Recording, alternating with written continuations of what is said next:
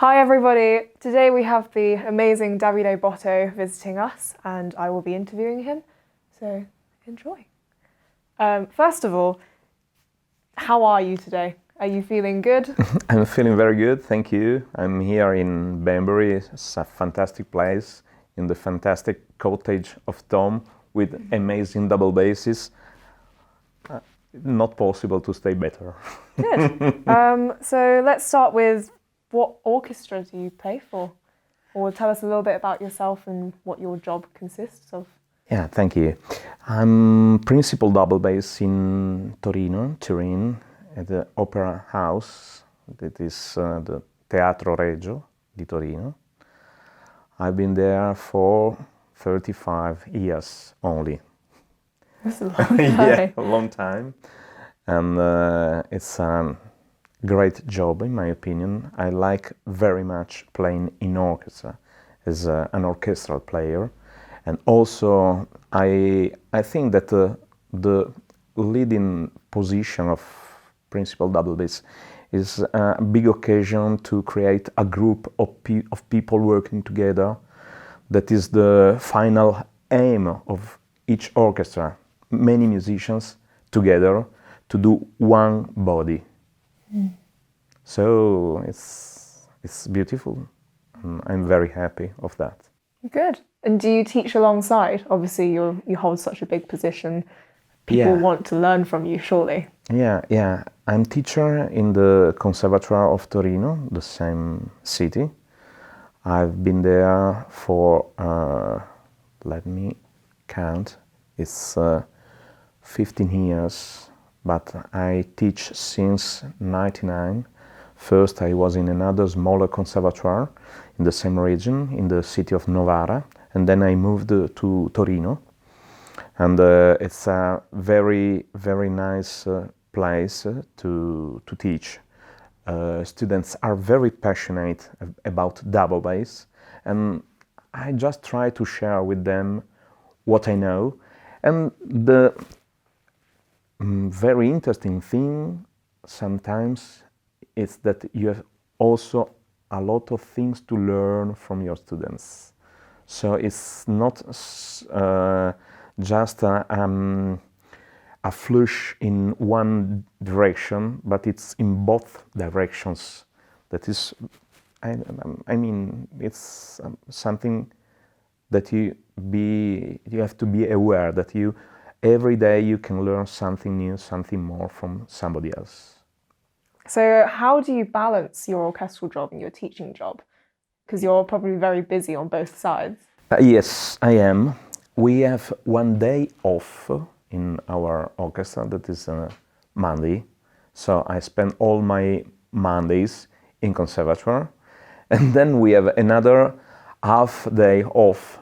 This is the afternoon of Thursday. So I spend again all my Thursdays afternoons in conservatoire. And yes, it's a lot of energy that you have to give to pupils, and it's not easy. Sometimes you are very tired. But I think that only if you really share what you do actually in your job, you can do something useful for students. I mean, if you every day go to orchestra and you every day face to different conductors, different music, so you will have a very big bag of experience to give other people. Otherwise, what can you talk about if you don't practice everyday music? Mm-hmm. So there are two things that are complementary, and also teaching is a way to keep a high level every time, because you have to teach not only simple things, but often very challenging things. The repertoire of double bass nowadays is very huge, and you have to practice and practice in order to be able to give suggestions and to give away to your students. And this is also useful for the orchestra, because that way you have to keep a very high standing level that you spend also in your orchestra. So it's a perfect complementary way of acting, of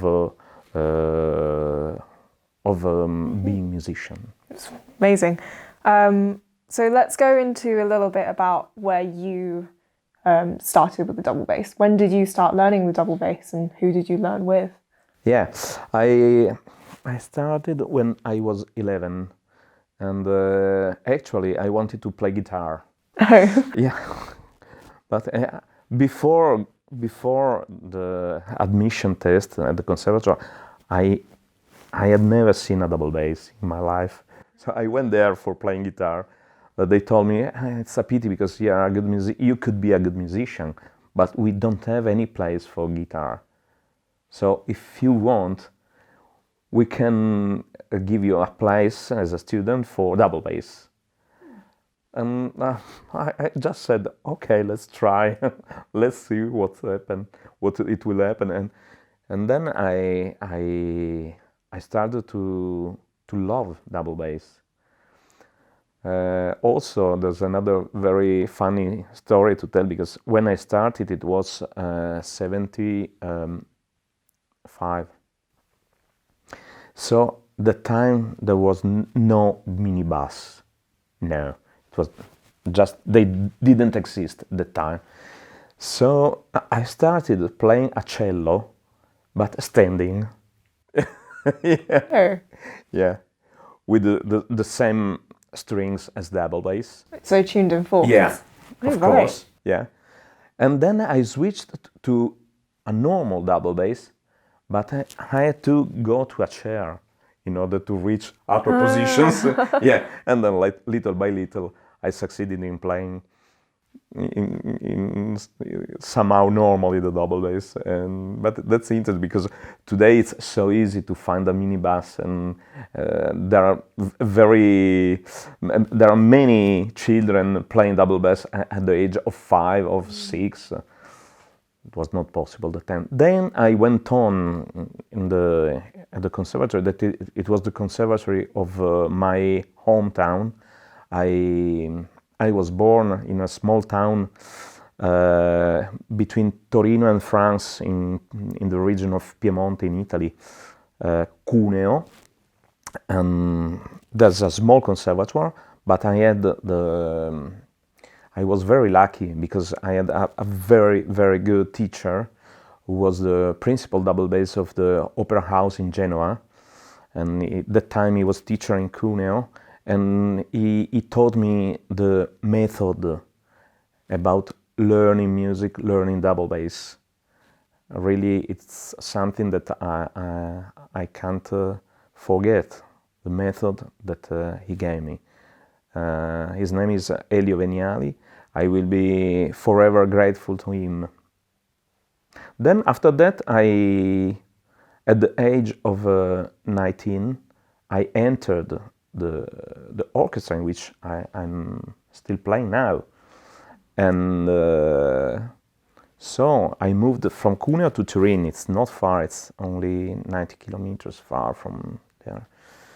And there I had the opportunity to study for 1 year and a half with the principal double bass of the radio television at the time. It was Luigi Milani, a very great virtuoso of double bass. After that, I went to Cremona, to the Accademia Stauffer, where I met first, for my first time, Franco Petracchi, the famous Italian teacher and soloist. And I studied with him for 4 years at the Accademia Stauffer in Cremona, and then for 1 summer in Accademia Chigiana in Siena. After that, I didn't go anymore to let's say to lessons, but I tried to keep useful things from wherever they came. that is something that you have to do at a certain extent, and finally you have to try to become the teacher of yourself. That's the final aim. Wow. So that teacher that you said you are forever grateful to, is there any advice that he or she gave to you that you would pass on to your own students? Yeah, sure. Very simple things, but simple things that still are the most important ones. Rhythm, intonation. We can make philosophy about music, and I agree, because in the long run, music is telling a story with different words. So music is but basically, if you want to enter an orchestra, you have to be perfect for rhythm, intonation. Then there are many other following things, such as dynamics, I don't know, phrasing, everything. But the research of the level of the perfection of rhythm and intonation is something that is really first thing for orchestral players. And double bass is basically an orchestral instrument. We can spend our skills in orchestra, otherwise you won't survive. You will not get a job, you will not get enough money for your life. We need the orchestra. Is there any general advice that you would give to aspiring young musicians or students that are training to become professional musicians? Yes. There are, I think, three things I would like to say. The first one is what I just say now, to work on basic things, fundamental things, rhythm, intonation, dynamics, phrasing. There must be perfect. The second thing is that each of us has to tell a story, as I said before, and that's very important for classic music, because we go on playing the same music as 2 centuries ago, 3 centuries ago. What can you do? That's the music. You can only try to tell on that music, to tell your own story. That's what you definitely have to do. And finally, the third thing I would like to say to students, it's give you a time to try to be a musician, a player.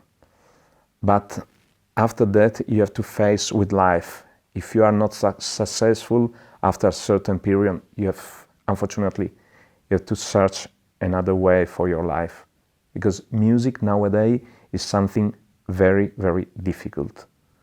I'm talking about the situation in Italy. We have many orchestras are not giving jobs anymore.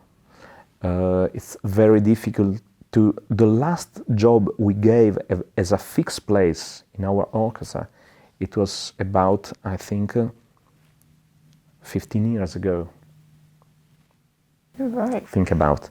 So, if you want to be a musician, a professional in your life, you have to give yourself a time. I will try for 10 years, 5 years. You will decide, but you have to put a mark, a stop. After that, you have to face to true life, actual life, and maybe you have to find another way. I don't tell this as a musician, but I want to this as a human being, because music is important, but then you have to find your place in this world. Mm-hmm. Is there any advice that you would give to your 18-year-old self? If you could turn back time and speak to yourself, what would you say? That's interesting. I would say that I had to listen more to my teacher's advices. I realized only after years how he was right in telling me to work on the method, to work on basic rules of music and basic rules of double bass. I understood later that he was so right. But anyway, it is difficult now to speak to that young player. Not easy. I tried to do my best. So, going back to your current life and balance with all the various kinds of bass playing that you do, where does solo playing and chamber music come into it? How much time do you have for those? I played a lot of chamber music. For instance, I had the occasion to record also a very nice piece of music by Bottesini, that is the Gran Quintetto. You know, with the double bass we have not so much chamber music. The important pieces are few, unfortunately. So you have to find occasions to play the Trout, Bottesini Gran Quintetto. I don't know. I wanted to challenge also the chamber music cello repertoire. I played the quintet, the C major quintet by Schubert, the last quintet he wrote. That is an absolute masterpiece, and that's a very challenging piece for double bass. I played the second cello's part. That is really, really very difficult, but it's something very useful to grow up as a musician. What about solo music? You know, as I told you before, basically double bass is for orchestra. So also, if you look at concert seasons in all over the world, you will find not so many double bass concerts. I had, as an average, I had the occasion of playing as a soloist for twice a year, 3 times a year, not more. I spend a lot of my energies in studying Bottesini's repertoire. I played Rota's Divertimento Concertante. I also recorded it for the British label Chandos with our orchestra of Turin, Teatro Regio, and with under the conducting of Gianandrea Noseda. But normally, if you have to do a general balance, you can say that as a player, as a double bass player, you will play 80% orchestra, 15% chamber music, 5% solo. About. This is my experience, at least. And what double basses do you play? And what bows do you have, etc.? Talk about your instruments. Yeah.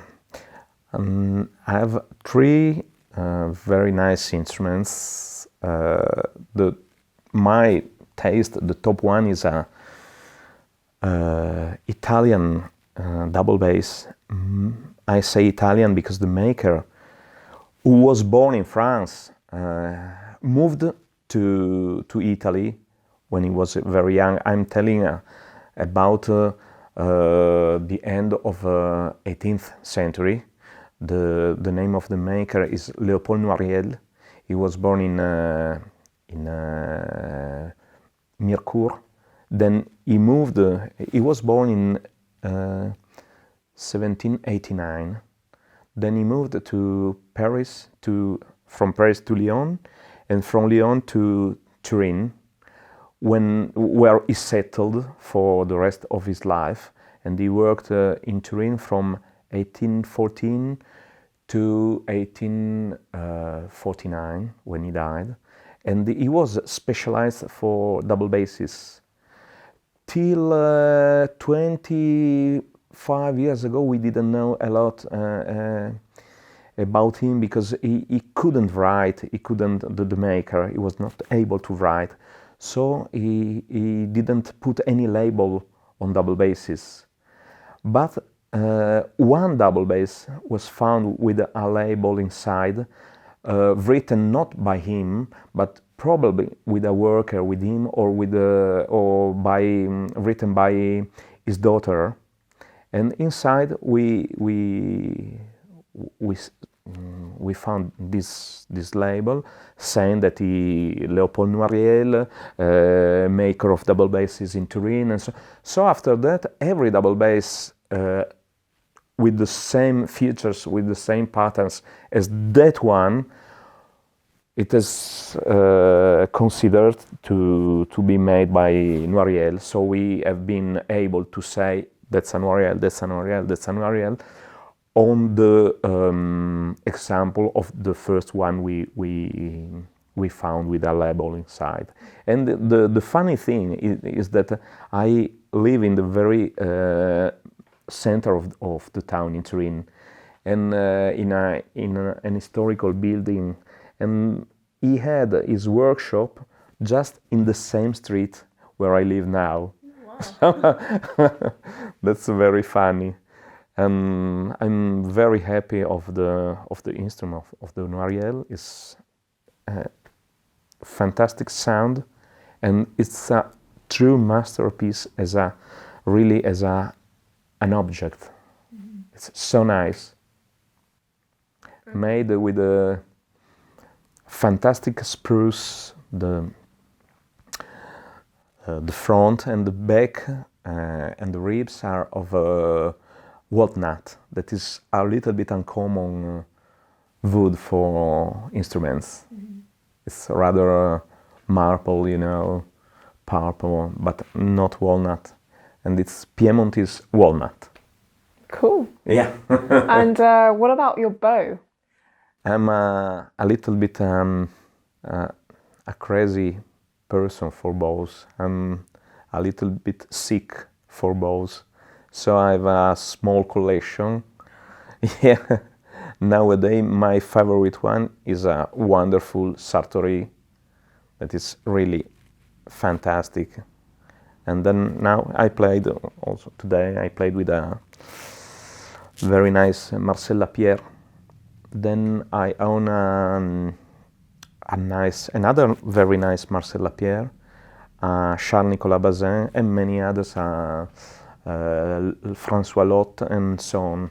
I'm a little bit mad with bows and sick about this subject, because the contact of the voice is something like